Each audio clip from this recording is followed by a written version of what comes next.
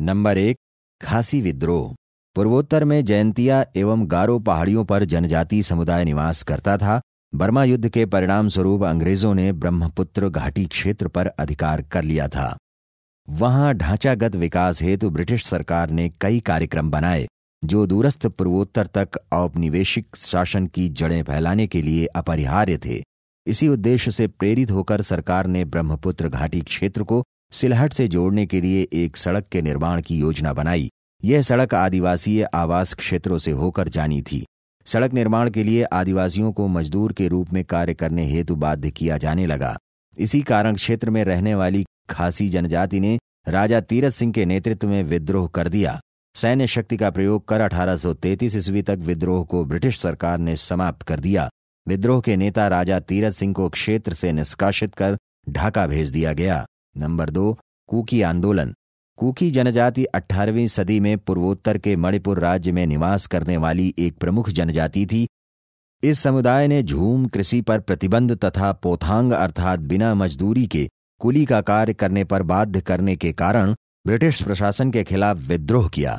कई वर्षों के हिंसक संघर्ष के बाद अंततः 1919 ईस्वी में सरकार ने विद्रोह को समाप्त किया। सीमांत आदिवासी विद्रोहों में कुकी आंदोलन सबसे अंतिम था। नंबर 3, नागा आंदोलन।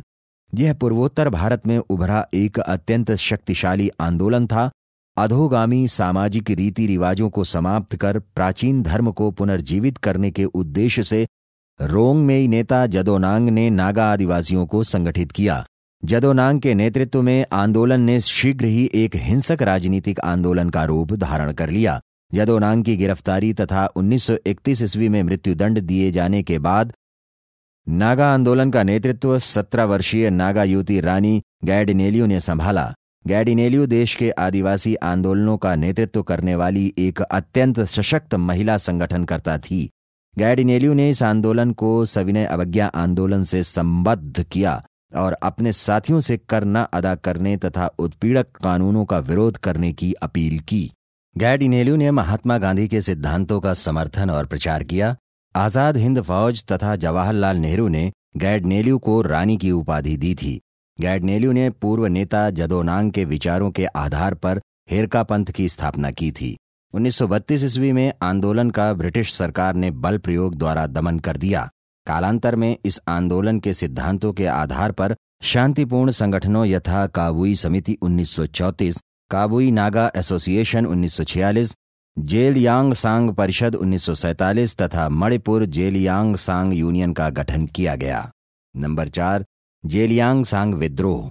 यह पूर्वोत्तर क्षेत्र का एकमात्र आदिवासी आंदोलन था जो सीधे तौर पर राष्ट्रीय स्वाधीनता आंदोलन से जुड़ा था। 1891 ईस्वी में मणिपुर पर अंग्रेजों के नियंत्रण के बाद आदिवासी जीवन में हस्तक्षेप अत्यंत बढ़ गया। मनमानी कर वसूली, बंधुआ मजदूरी के लिए विवश किया जाना तथा पारंपरिक धर्म के विरुद्ध बढ़ता ईसाई धर्म प्रचार जेलियांग सांग विद्रोह के प्रमुख कारण थे। जेलियांग सांग मणिपुर में वास करने वाली एक नागा जनजाति थी। कुकी विद्रोह के दौरान इन आदिवासियों पर अत्याचार बढ़ गए जिससे ये आक्रामक हो गए और ब्रिटिश शासन के विरुद्ध हिंसक विद्रोह कर दिया। नंबर 5, अहोम विद्रोह। असम में अहोम जनजाति समुदाय के अभिजात वर्ग ने बर्मा युद्ध के दौरान अपने आवासीय परिक्षेत्रों में प्रवेश करने वाले ब्रिटिश कंपनी के अधिकारियों के वापस न जाने से असंतुष्ट होकर विद्रोह किया था। अहोम विद्रोह का नेता था गोमधर कुंवर। 1828 ईस्वी में अहोम विद्रोहियों ने रंगपुर पर चढ़ाई का प्रयास किया किंतु असफल रहे। अहोम विद्रोहियों को संतुष्ट करने के उद्देश्य से कंपनी ने एक समझौते के तहत उत्तरी असम का क्षेत्र, जो इन आदिवासियों का संकेंद्रण क्षेत्र था, महाराजा पुरंदर सिंह को सौंप दिया। इस प्रकार विद्रोहियों का आवासीय क्षेत्र बाह्य हस्तक्षेप से मुक्त हो गया।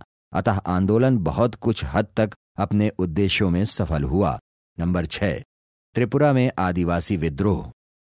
त्रिपुरा के आदिवासी क्षेत्र में विभिन्न विद्रोह हुए थे। इनका कारण भी आदिवासी आवासीय क्षेत्र में अवांछित बाह्य लोगों का प्रवेश था, किंतु ये तत्व विदेशी या अंग्रेज न होकर बंगाली थे।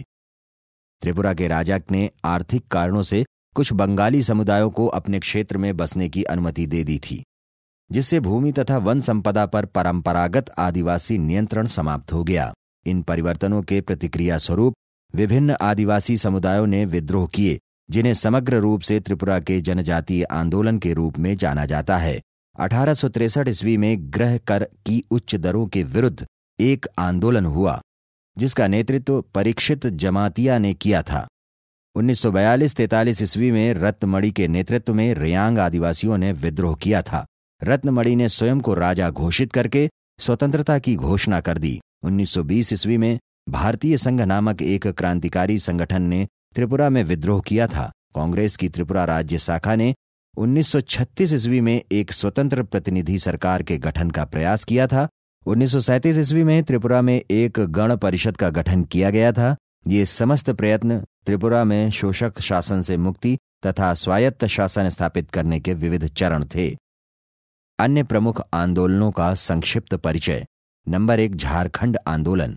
1920 ईस्वी में आदिवासियों की समस्याओं को मुखर तरीके से सरकार तक पहुंचाने के लिए छोटा नागपुर उन्नत समिति का गठन किया गया था। 1937 ईस्वी में क्षेत्र में पहली बार चुनाव हुए और आदिवासी महासभा की स्थापना की गई थी। इसी के स्थान पर 1949 ईस्वी में एक झारखंड दल का गठन किया गया। यह आंदोलन बिहार, उड़ीसा, पश्चिम बंगाल के 16 जिलों के सम्मेलन से स्वतंत्र आदिवासी क्षेत्र की स्थापना की मांग से संबंधित था। नंबर 2, सिंगफास विद्रोह। अंग्रेजों एवं खासी जनजाति के संघर्ष के दौरान 1830 ईस्वी एवं 1839 ईस्वी में सिंगफास जनजाति ने विद्रोह किया था। नंबर 3, खम्पाती जनजाति विद्रोह। 1839 से 1842 के मध्य असम की खम्पाती जनजाति ने विद्रोह किया। खम्पाती विद्रोह के दौरान एक अंग्रेज प्रतिनिधि एडम व्हाइट सहित बड़ी संख्या में ब्रिटिश अधिकारियों की हत्या कर दी गई थी। नंबर 4, लुशाई विद्रोह। यह 1842 ईस्वी में अराकान और सिलहट के ब्रिटिश प्रदेशों में हुआ। 1844 ईस्वी में लुशाई नेता शुक्ला को गिरफ्तार कर लिया गया। नंबर 5, छोटा नागपुर जनजाति विद्रोह। छोटे सरदारों, जिन्हें राजा की उपाधि दी जाती थी, द्वारा शासित छोटा नागपुर के कोलारी आदिवासियों ने अपने क्षेत्र में ब्रिटिश सत्ता के क्रमिक विस्तार का विरोध किया।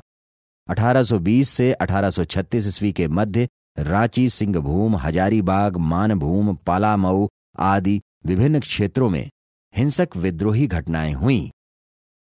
पाराहाट के राजा ने सिंहभूमि पर ब्रिटिश नियंत्रण का विरोध किया था और इस विद्रोह को समर्थन दिया था। नंबर 6, गडकरी विद्रोह। गडकरी मराठों के किलों में काम करने वाले उनके वंशानुगत कर्मचारी थे। इन्होंने मनमाने ढंग से राजस्व वसूली, जमीनों पर अवैध कब्जे आदि से असंतुष्ट होकर 1844 ईस्वी में कोल्हापुर में विद्रोह किया था। इस विद्रोह को दबा दिया गया। नंबर 7, नैकदा विद्रोह। मध्य प्रदेश एवं गुजरात के क्षेत्रों में वनवासी नैकदा आदिवासी समुदाय वास करता था। इसने अपनी धार्मिक परंपराओं की रक्षा हेतु अंग्रेजों तथा उच्च जातीय हिंदुओं के खिलाफ विद्रोह किया था। इनका उद्देश्य था धर्म के राज की स्थापना करना था।